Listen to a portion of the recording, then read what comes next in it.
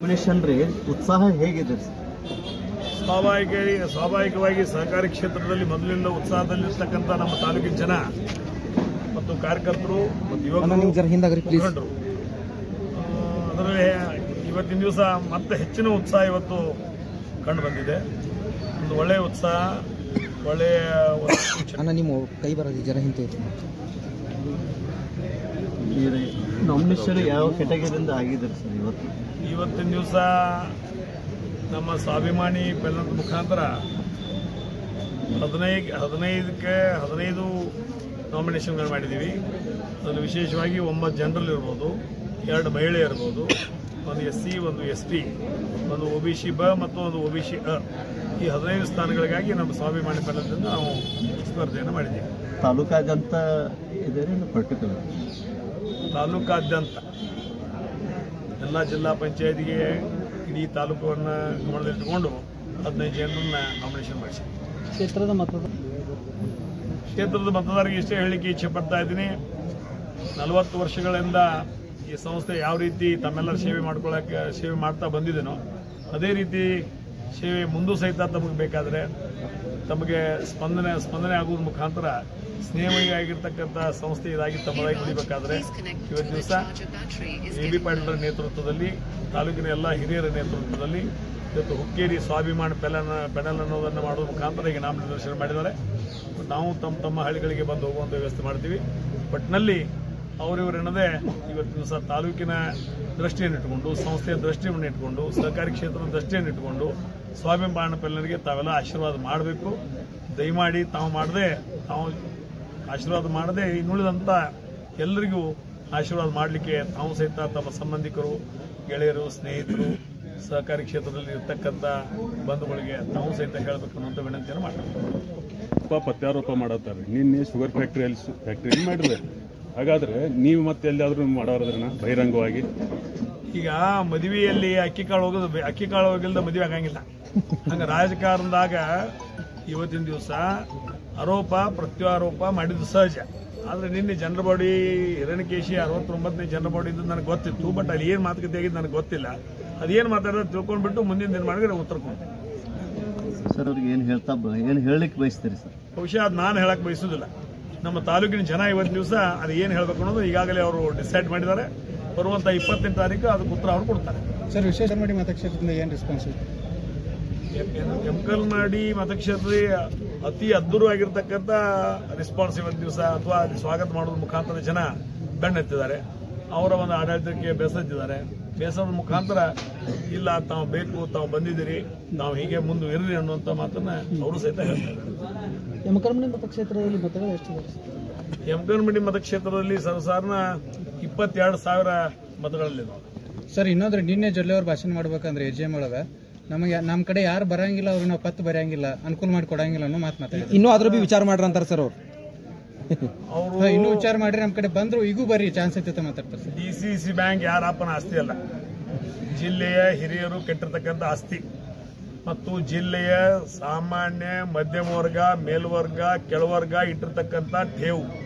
ಅದರಿಂದ ಸಂಸ್ಥೆಯನ್ನು ಉಳಿಸಿ ಬೆಳೆಸಿ ರೈತರ ಸಂಕಷ್ಟಗಳಿಗೆ ಆರ್ಥಿಕವಾಗಿ ನೆರವು ಮಾಡುವಂಥದ್ದು ಕೆಲಸ. ಅವ್ನು ಕೊಡ್ತಾನೋ ಇವ್ನು ಕೊಡ್ತಾನೋ ಹೇಳಕ್ಕೆ ಯಾರಪ್ಪ, ನಮ್ಮಪ್ಪನ ಮನೆ ಆಸ್ತಿನೂ ಅಲ್ಲ, ಬೇಡ ಯಾವ ಹೇಳಿದನೋ ಅವ್ರ ಅಪ್ಪನ ಮನೆಯೂ ಆಸ್ತಿನೂ ಅಲ್ಲ. ಇದನ್ನು ಪದೇ ಮಾಡಕ್ಕೆ ಹೋದ್ರೆ ನಾಳೆ ರೈತರ ಬಂದು ಎದಿ ಮ್ಯಾಗ ಓದಿಯುವಂಥ ಕೆಲಸ ಅವ್ರು ತಪ್ಪು ಮಾಡ್ರು ಮಾಡ್ತಾರೆ, ನಾನು ತಪ್ಪು ಮಾಡ್ರು ಮಾಡ್ತಾರೆ. ಅವ್ರು ಇಲ್ಲಿ ಬಂದ ಕ್ಷೇತ್ರ ಸುಧಾರಣೆ ಮಾಡಕ್ ಬಂದಾರ ಸರ್, ಅಭಿವೃದ್ಧಿ ಮಾಡಕ್ ಬಂದಾರ ಸರ್. ಅದು ನಮ್ಗೆ ಜನ ಅದಕ್ಕೆ ಉತ್ತರ ಕೊಡ್ತೈತಿ. ಕ್ಷೇತ್ರ ಸುಧಾರಣೆ ಮಾಡಿದ್ರೆ ಅವ್ರ ಮತ MP ಚುನಾವಣೆಯಲ್ಲಿ ಅವ್ರ ಮತಕ್ಷೇತ್ರದಲ್ಲಿ ಏನಾಗಿದೆ ಅದ್ರ ಬಗ್ಗೆ ಅವ್ರು ಗಮನ ಹರಿಸಬೇಕು. ನಮ್ಮ ಮತಕ್ಷೇತ್ರ ಇವತ್ತು ಸುಧಾರಣೆ ಆಗಿದ್ರೆ ನಮ್ಮ ಮತಕ್ಷೇತ್ರದಲ್ಲಿ ಏನಾಗಿದೆ ಅದನ್ನು ಗಮನ ಹರಿಸಬೇಕು.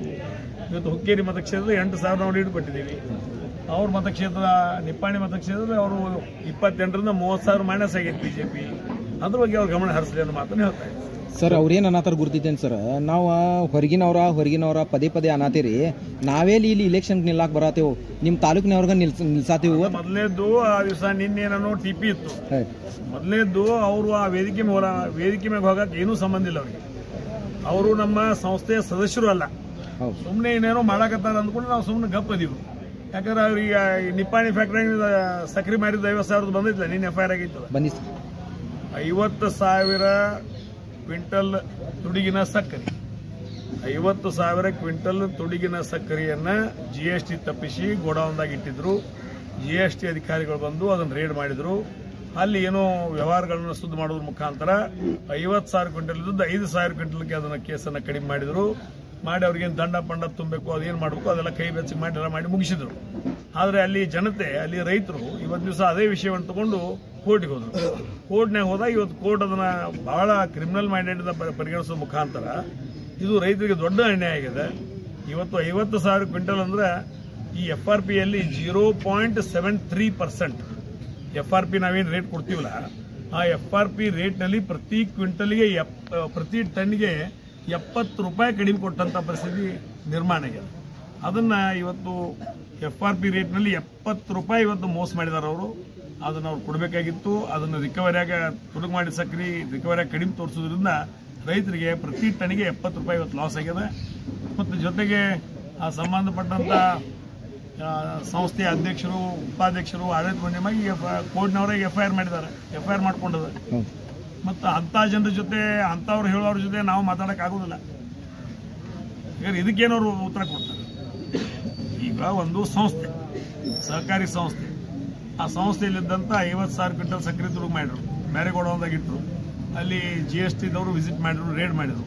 ಅದನ್ನು ಹೊಂದಾಣಿಕೆ ಮಾಡ್ಕೊಂಡು 5,000 ಕ್ವಿಂಟಲ್ ಕೇಸ್ ಏನೋ ಮಾಡಿ ಸರಿ ಮಾಡ್ಕೊಂಡಿದ್ರು. ಮತ್ತೆ ಅಲ್ಲಿ ಜನ ರೈತರು ಕೂಡಿ ಇವತ್ತು ಕೋರ್ಟ್ಗೆ ಹೋದ್ರು. ಕೋರ್ಟ್ನಾಗ ಹೋದಾಗ ಕೋರ್ಟ್ನಾಗ ಪರಿಗಣಿಸಿದ್ರು, ಎಲ್ಲ ವಿಷಯವನ್ನು ಗಮನಕ್ಕೆ ತಂದರು. ಪ್ರತಿ ಟನ್ನಿಗೆ ಇವತ್ತು ದಿವಸ 0.73% FRP ತಾವು ಕಡಿಮೆ ಕೊಟ್ಟಿದ್ದೀರಿ, ಅದಕ್ಕೆ ನೀವು ಕ್ರಿಮಿನಲ್ ಮೈಂಡೆಡ್ ಅನ್ನೋ ಮುಖಾಂತರ ಇವತ್ತು ದಿವಸ ಅವ್ರ ಮೇಲೆ FIR ಅನ್ನು ಅಧ್ಯಕ್ಷರ ಮೇಲೆ, ಚೇರ್ಮನ್ ಮೇಲೆ, ವೈಸ್ ಚೇರ್ಮನ್ ಮೇಲೆ, ಆಡಳಿತ ಮಂಡಳಿ ಮೇಲೆ FIR ಅನ್ನು ದಾಖಲು ಮಾಡಿದ್ದು ಬಹುಶಃ ಅವ್ರ ಗಮನಕ್ಕೆ ಐತೆ ಇಲ್ಲಿ ಗೊತ್ತಿಲ್ಲ. ನನಗೂ ಗಮನಕ್ಕೆ ಬಂದಂತ ಸಂದರ್ಭ ಈ ವಿಷಯವನ್ನು ಮಾತಾಡ್ತಾರೆ. ಎಸ್ ಸರ್, ಬೆಳಗಾವಿ ಡಿಸ್ಟ್ರಿಕ್ಟ್ ಒಳಗಡೆ ಕತ್ತಿ ಮಣಿತನ ಮೇಲೆ ಆ ಕಡೆ ಈ ಕಡೆ ಕ್ಷೇತ್ರದ ಮುಗಿಬೀಳೋ ಕಾರಣ ಸರ್, ನಿಮ್ಗೆ ಬೆಸ್ಟ್ ರೀಸನ್ ಅಥವಾ ಬೇರೆ ದಿವಂಗತ ನಮ್ಮ ಅಣ್ಣ ಉಮೇಶನ ಕತ್ತಿ ಇಲ್ಲದ ಒಂದು ಕಾರಣ. ಆದ್ರೆ ನಮ್ಮ ಅಣ್ಣ ಇಲ್ಲ ಅಂತ ತಿಳ್ಕೊಂಡು ಅವ್ರು ಮುಗಿಬಿದ್ದಿದ್ದಾರೆ. ಆ ಮುಗಿಬಿದ್ದಂತ ಜನರಿಗೆ ನಮ್ಮ ತಾಲೂಕಿನ ಜನ ದೊಡ್ಡ ಸಾವುಕಾರ ಹೆಂಗಿದ್ದ, ಸಣ್ಣ ಸಾವುಕಾರ ಹೆಂಗದಾನು, ಅಥವಾ ಕುಮಾರಣ್ಣ ಪಾಟೀಲ್ ಹೆಂಗದಾರು, ಅಥವಾ AB ಪಾಟೀಲ್ ಹೆಂಗದಾರು ಅನ್ನೋದು ಬರುವಂತ 28ನೇ ತಾರೀಕು ಉತ್ತರ ಕೊಡೋದ್ರ ಮುಖಾಂತರ ಇನ್ನೊಮ್ಮೆ ಹುಕ್ಕೇರಿ ತಾಲೂಕಿನ ಕಣ್ಣು ಎತ್ತಿ ನೋಡಬಾರ್ದು ಅಂತ ಒಂದು ಸ್ಥಿತಿಗೆ ಅವ್ರನ್ನ ತಪ್ಪು. ಅಣ್ಣ, ನಿಮ್ಮ ಪೆನಲ್ದಿಂದ ಎಷ್ಟು ಜನ ಆಚೆ ಬರ್ತಾರೆ ಸರ್? ಎಲ್ಲರೂ ಆಚೆ ಬರ್ತಾರೆ? 15 ಜನ ನಮ್ಮ ಪೆನಲ್ದಿಂದ ಆಚೆ ಬರ್ತಾರೆ. Thank you.